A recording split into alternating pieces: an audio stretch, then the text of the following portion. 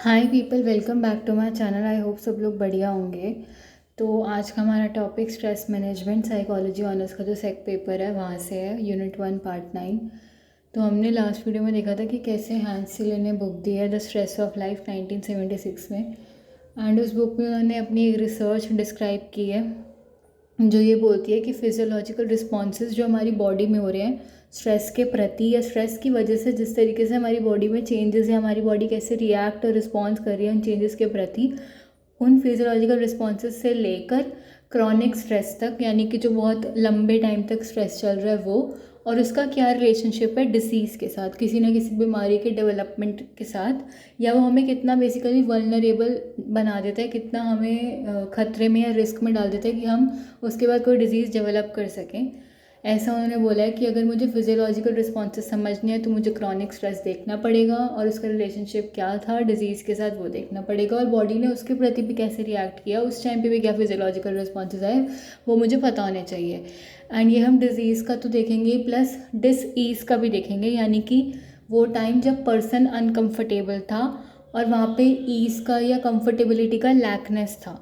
Basically वो comfortable नहीं था उस टाइम पे, कुछ ना कुछ प्रॉब्लम या कुछ ऐसी सिचुएशन से सफ़र कर रहा था जहाँ पे उसे स्ट्रेस फील हो रहा था, उसकी बॉडी तभी ऐसे रिस्पॉन्सेज दे रही थी। एंड तभी जो वो स्ट्रेस लंबे टाइम तक जो चला, क्रॉनिक स्ट्रेस, क्योंकि स्ट्रेस एक एक्यूट होता है एक क्रॉनिक होता है, मतलब और भी टाइप्स होते हैं हम देखेंगे, बट अभी के लिए मैं बता देती हूँ एक एक्यूट और एक क्रॉनिक। क्रॉनिक बहुत लॉन्ग पीरियड ऑफ टाइम के लिए चलता है, लंबे समय तक, और acute short period of time के लिए। तो उसका क्या रिलेशनशिप रहा किसी भी डिज़ीज़ को डेवलप करने के लिए, या वो पर्सन को उसने कितना प्रीडिस्पोज या वल्नरेबल एट रिस्क कर दिया उस डिज़ीज़ को डेवलप करने के लिए, वो चीज़। और डिज़ीज़ का मतलब मैंने बता ही दिया, एक ऐसी क्वालिटी जो किसी भी पर्सन को या ग्रुप ऑफ पीपल को अफेक्ट कर रही है नेगेटिवली। डिसीज़ या कोई डिसऑर्डर डेवलप करने में उनको बहुत ज़्यादा वो कर रही है, वल्नरेबल बना रही है, एट रिस्क पे डाल रही है या एट स्टेक पे डाल रही है, या पर्सन वहाँ पे कंफर्टेबिलिटी लैक कर रहा है और लैक ऑफ ईज़ है, वो अपने स्टेबिलिटी में नहीं है वो चीज़, और उसका थोड़ा सिस्टम बिगड़ रहा है एंड एवरीथिंग, और इलनेस होना बेसिकली।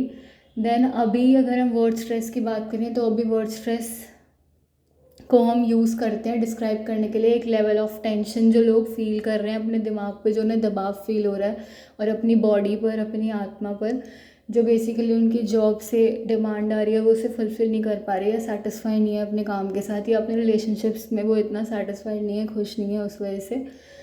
एंड जो उनके रिस्पॉन्सिबिलिटीज़, जो उनकी ड्यूटीज़ हैं, जो उनको रहता है कि हाँ मुझे इस दिन में ये सब ये करना है, गोल्स और टारगेट फुलफ़िल करना है, वो नहीं हो पा रहा, वो पर्सनल लाइफ में खुश नहीं है वो चीज़।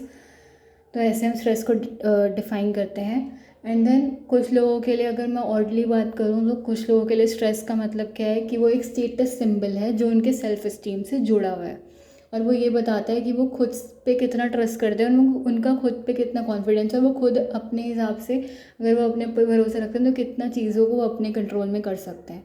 Basically how much they trust value, और कितना वो अपना, how much they trust themselves and how much they value there worth. ठीक है।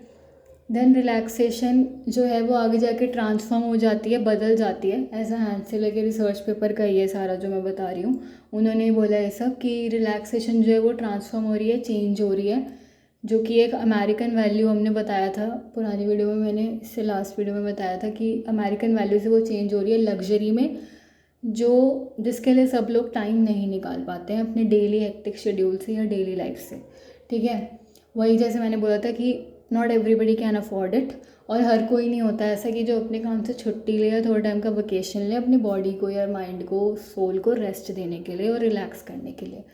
ठीक है।